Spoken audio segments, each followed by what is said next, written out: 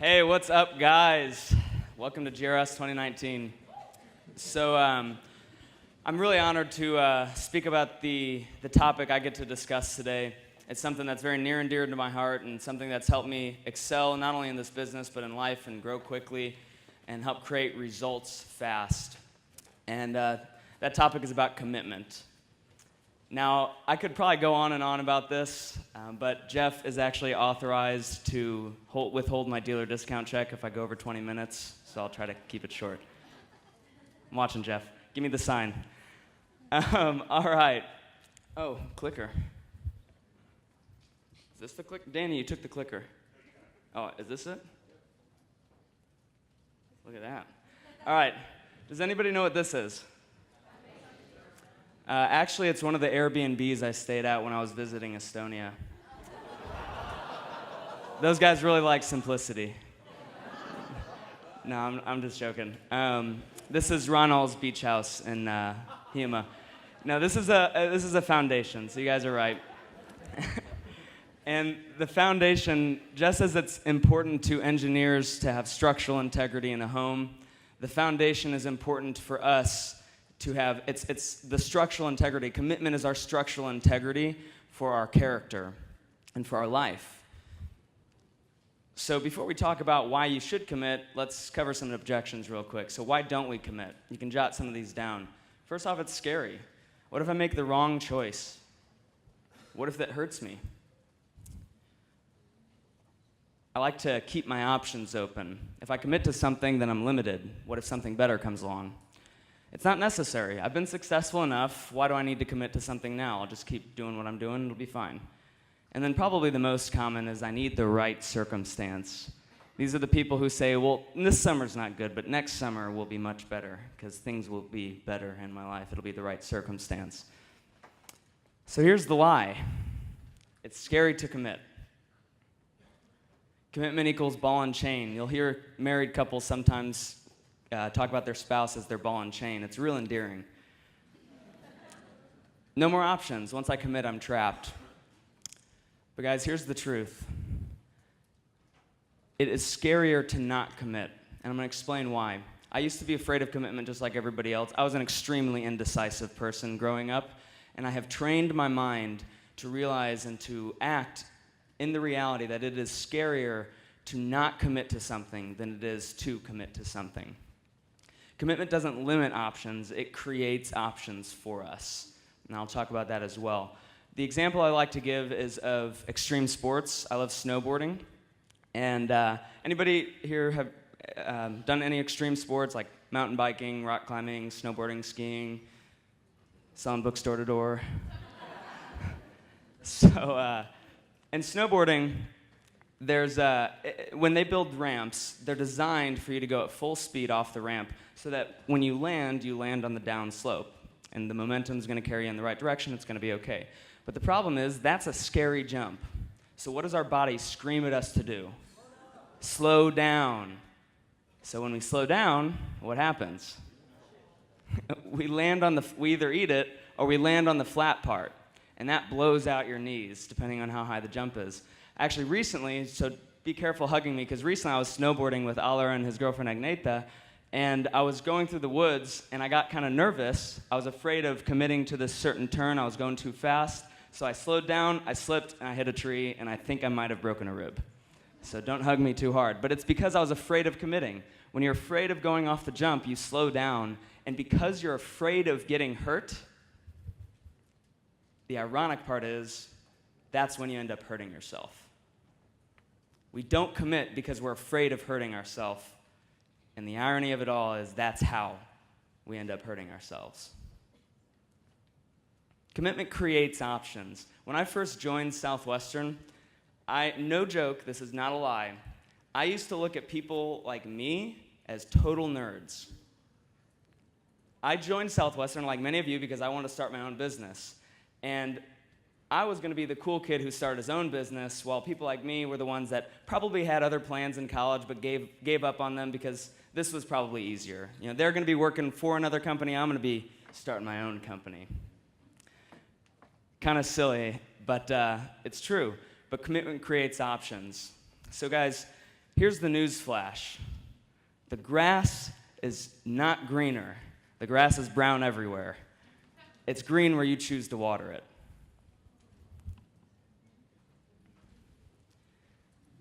You will not find greener grass. You'll find grass that's green when you commit to it and water it. It's funny because, once again, we're afraid of following through on our commitments, and so many people are distracted and they look around. But like I said, I was afraid of limiting my options. I had goals, I had dreams. I didn't want to give up on them to do Southwestern. But since I have committed to Southwestern, it has opened up the doors to everything I've ever wanted to do in life. And once again, keep in mind, when I'm speaking right now, this isn't about commitment to Southwestern. This is about commitment in general. My commitment just so happens to be to Southwestern. But though I was afraid of it, when I committed, I wanted to start my own businesses. There are Estonian DSLs that I really respect that not only run successful businesses within Southwestern, but they own 15 plus other businesses outside of Southwestern. So there goes that objection. I can own other businesses. I can run other businesses. I want to be a public speaker. I wanted to write my own books. That one actually I'm still struggling with. Does anybody have any suggestions of a good publishing company I could find that could help me with that? Well, when you know, let me know. Thank you.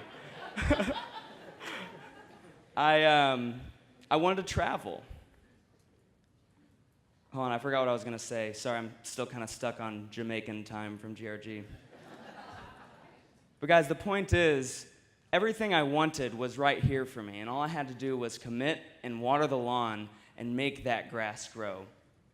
It's funny because, like I said, we want to move to other things, but here's what I suggest to you. When you find something that's good, with good people, commit to that lawn, water it, develop the leaders beneath you so you can develop a sprinkler system that allows you to go to another lawn, water that lawn, and then let's own the whole island together. That's what I'm talking about. Screw just owning one lawn. I want to own an empire. And you can do that when you commit and you build somewhere. Because when you build something and you develop people, which is what we do here, there are no limits. Anything's possible with that. So just a little quote. Too busy working on my own grass to notice if yours is greener. It's not clicking. A great example about commitment is the book, The Art of War. So in the book, The Art of War, Master Sun Tzu talks about the best way to defeat an army when you have them surrounded and outnumbered. So in example A, he says you can surround the army on all sides, leaving no options for escape. In example B, he says you double up one side, you leave one side open. Which do you guys think? If you know the answer, please don't answer, but who thinks it's option A? Raise your hand. Who thinks it's option B? And who doesn't raise their hand no matter what the question is? That was like a third of you guys. Jeez. Was that a scary question? I don't know. Oh, if you knew, okay, sorry. I guess I've told enough people, I don't know. Anyway, it's option B. It's ironic because you think the obvious answer is surround them. But here's the deal. In example A, the army has no choice but to fight. They have two choices, fight or die. In example B, they have three choices, fight, die, or flee. So the whole time they're fighting, they're mentally and emotionally distracted by the fact that if things don't go the way they want them to, they can always bail. That's what lack of commitment does to us. It doesn't allow us to do our best. Because the whole time we're thinking, well, if things don't go the way I want, there's always another lawn. Another great example, Hernan Cortez. We've all heard this one, or at least I know the American division does. The legend of Hernan Cortez, he was a Spanish conquistador, conquered many islands in the Spanish Sea, and when he was battling Tenochtitlan, he actually got defeated at first, went back home, gathered more troops, and came back. And on the second round, he got on the shore. He pulled his men up, and while he was giving his pre-war speech, he ordered one of his men to go and burn their ships. Not the enemy's ships, their ships. And as he was giving the speech to his people and really promoting the fact that they're going to win and trying to build them up, he says, "Men, look." And they looked back, and their ships were on fire, and smoke was billowing into the sky. And he said, "That is our ride home. The only way we're going home now is in the enemy's ships." You think those men fought with a little more determination, with a little more enthusiasm, with a little more vigor and resiliency? They had no choice. They left themselves no options. When you commit to something like this, the question is no longer, will I make it? It becomes, when will I make it? You must leave yourself no choice but to succeed. That's what these men did.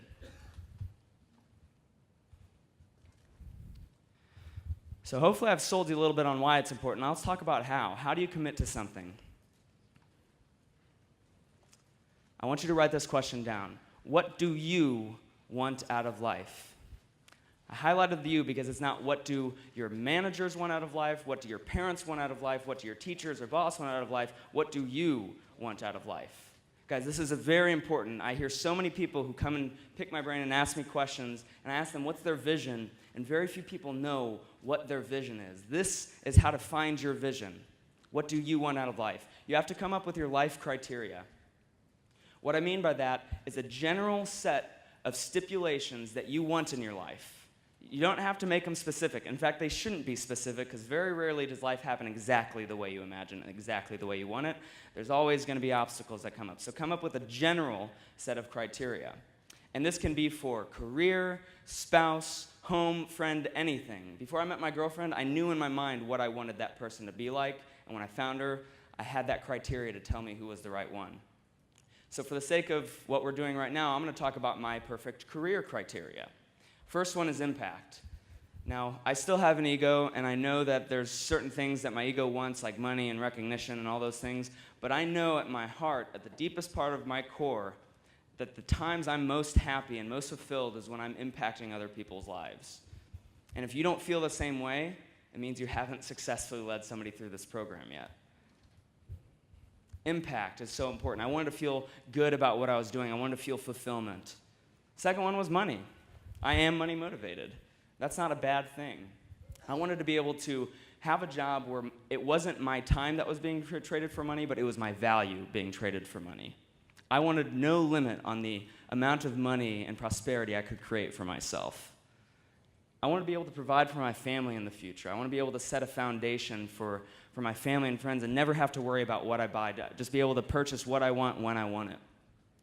I knew that personal growth was important. I'm old enough now that I have friends who have been in business, who have been in their career for a little bit, and besides the fact that most of them complain about their pay and most of them complain about their hours and their boss, most of them, a lot of them, one of the biggest complaints I hear is they feel stagnant. They feel stuck, like they can't grow. Yes, vacations are great. I loved being in Jamaica, but I don't know about those other guys. I was excited to get back and work because I know that when I'm green, I'm growing, and when I'm red and ripe, I'm rotting. Personal growth is so important. You're always growing. Flexible schedule. And this one's not totally there yet. I'm still working on it. But I know that there's going to be a point where I can have a totally flexible schedule. The beautiful part of running our business in Southwestern is they don't really care how you get your results or what time you get your results. Just get the results. Nobody ever really picks apart my schedule and says I should be doing certain things in different places or I should be doing more of this because I get results. So if you get results, they don't care how you do it. You can create a flexible schedule. Actually, it's kind of funny because my girlfriend has a normal 9-to-5 job, and she actually has to pick which awesome vacations she gets to join me on because she can't take off enough time. And last but definitely not least is the people. What are the group of people you want to do those other things with? Remember, these are mine. Some might resonate with you, but I knew that it was important to me, the group of people that I got to grow in those other areas with. So let's talk about a commitment within Southwestern, why I ended up doing it. I want you to understand that within this business, within really any business or life in general, time commitments are irrelevant.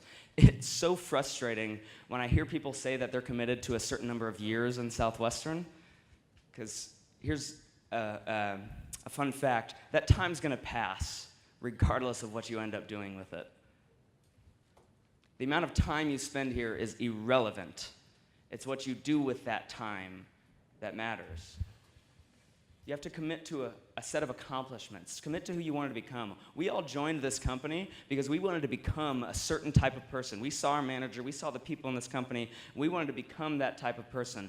Don't let yourself leave until you've become that person. Then you can decide if you want to go to a greener lawn or if you want to build this one. But do not even consider leaving. I mean, of course, I'll advocate to stay, but don't even consider leaving until you get what you came for. Time is irrelevant. The beautiful part of this business is the type of person you can become is very clear. We actually have levels and descriptions because, as Tony Robbins says, a goal is not about achieving the goal, it is about the person that you become in the process of achieving that goal. In this business, the law of the lid plays out perfectly. ASLs are a certain type of person. FSLs are a certain type of person. Whether it's DSL or SDSL or regional director or the president, it takes a certain person to be in that role. And when you look at those people and you decide who you want to be like, that's your commitment. That's the level that you need to hit no matter what. And make it a rolling vision. I started off committing to ASL and then I went up to DSL, and now I want to build this family of companies till I die. Because I've realized over time that there's no better lawn that I can work with. It's a field of diamonds right in front of us. The options are unlimited. You can have your own opinion to that, but I'm pretty proud of what I've done so far. Last but not least, once you've decided, you need to know when to pull the trigger. When everything matches your criteria, for any of the Europeans, it's grow a pair. You need to have the courage to commit when it's time. Don't talk yourself out of your destiny. And always remember, once you make a commitment, my word is law. If that is your self-talk, nothing will stop you. You need to become a man or a woman of your word, because if you can't become a man or woman of your word, and your word means nothing to yourself, then it's going to mean nothing to your family, it's going to mean nothing to your friends, it's going to mean nothing to your business partners in your future life. A 99% commitment is a 0% commitment. There is no gray area with this. My word is law.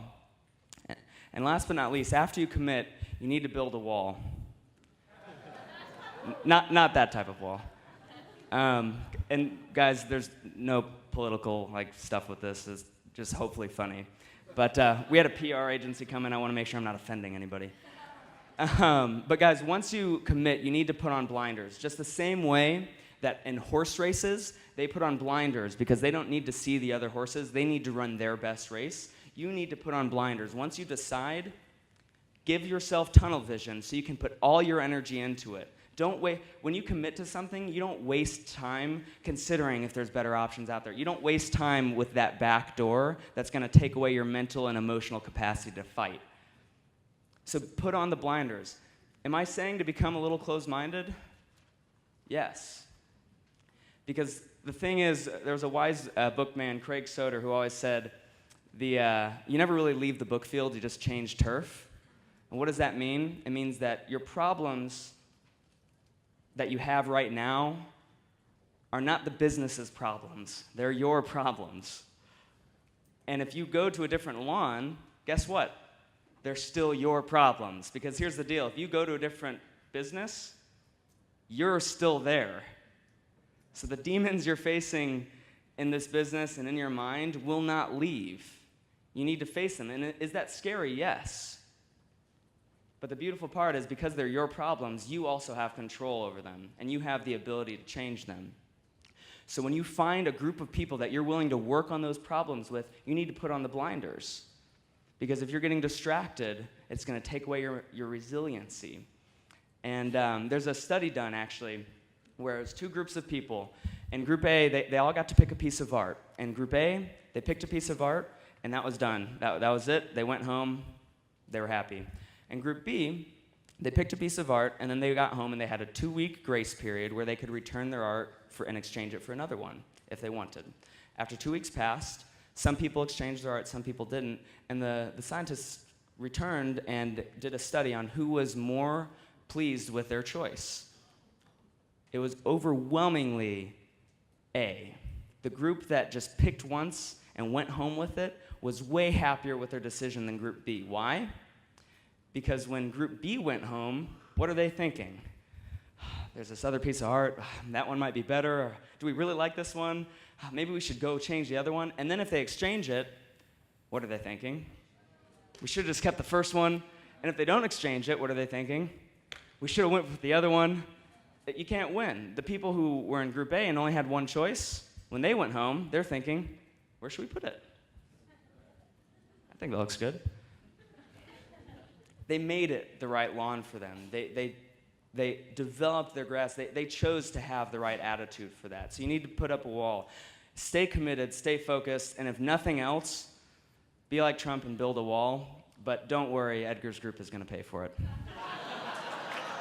Thank you.